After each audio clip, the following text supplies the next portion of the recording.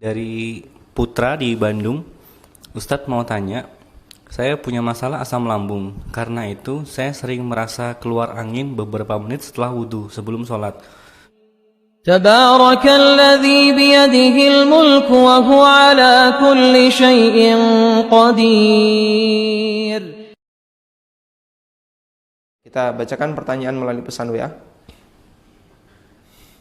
Baik Ustadz, dari Putra di Bandung. Ustadz mau tanya, saya punya masalah asam lambung. Karena itu saya sering merasa keluar angin beberapa menit setelah wudhu sebelum sholat. Dan juga ketika tilawah Quran.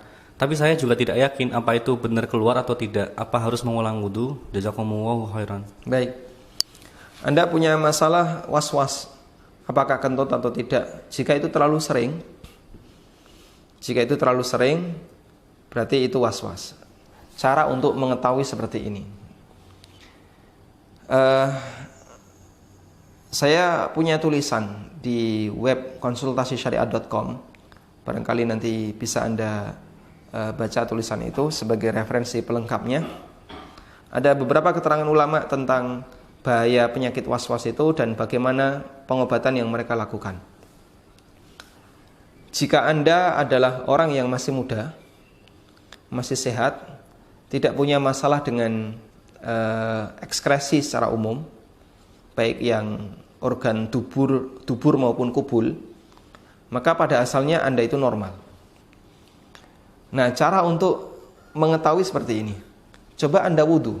Setelah wudhu, main futsal.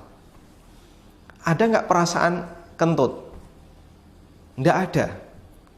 Tapi beda dengan setelah wudhu mau sholat. Kok kayaknya ada perasaan kentut? Oh, berarti ini was-was. Sehingga perasaan kentut itu disebabkan bukan karena masalah kerusakan organ atau ada sistem ekskresi yang nggak bagus, tapi karena Anda was-was. Sama sebagaimana orang punya penyakit, kayaknya ada yang netes. Itu Masya Allah, sampai ada yang stres gara-gara mikir seperti itu. Ada yang nangis, bingung, pusing gara-gara mikir seperti itu. Dan banyak beberapa pertanyaan yang masuk ke saya, ada orang yang mengadu masalah seperti ini. Lalu saya sampaikan, selama masih kamu pikirkan, itu tidak akan sembuh. Kata kuncinya apa? Gak usah digubris. Kata kuncinya satu itu, nggak usah digubris. Makanya Nabi SAW ketika menjelaskan tentang orang yang kena penyakit was-was, beliau lapor kepada Nabi SAW ketika sholat seolah-olah keluar sesuatu. Apa kata Rasulullah SAW?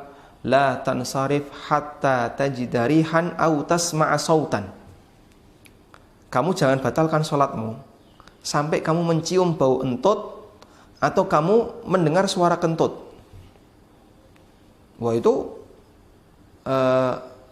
yang namanya kentut tanpa bau, tanpa suara, itu banyak terjadi di sekitar kita. Terus gimana kalau ada orang yang memang yakin dia itu betul-betul ngentut, cuman dia nggak mencium baunya, ya, karena ada kipas angin di depannya yang mencium bau belakangnya, dan dia nggak mendengar suaranya, ya, misalnya entut berperedam. Terus gimana ini? Ya, apakah sholatnya batal? Kalau dia yakin ngentut, batal. Lalu bagaimana dengan hadis ini? Para ulama mengatakan hadis ini khusus sebagai bentuk pengobatan bagi orang yang was-was. Jangan batalkan sholatmu sampai kamu mendengar suara atau mencium bau. Itu khusus bagi orang yang kena penyakit was-was. Jika dia nggak punya penyakit was-was, maka kembali kepada hukum asal. Kalau dia yakin ngentut, maka dia harus batalkan sholatnya. Sehingga termasuk tadi seolah-olah netes. Padahal dia masih muda, sehat walafiat, tidak punya penyakit beser, tidak punya penyakit yang ganggu organ urologinya, yang ganggu organ pengeluaran urin. Saya sarankan kepada beliau, coba kamu wudhu terus main futsal. Ada nggak perasaan netes? Nggak ada, ini normal-normal saja. Ketika perasaan Anda normal saja, berarti kenapa ada perasaan netes ketika mau sholat? Itulah was-was. Setan menggoda manusia dengan cara seperti ini agar dia merasa berat ketika melakukan ibadah sehingga sulit untuk melakukannya. Wallahu taala alam.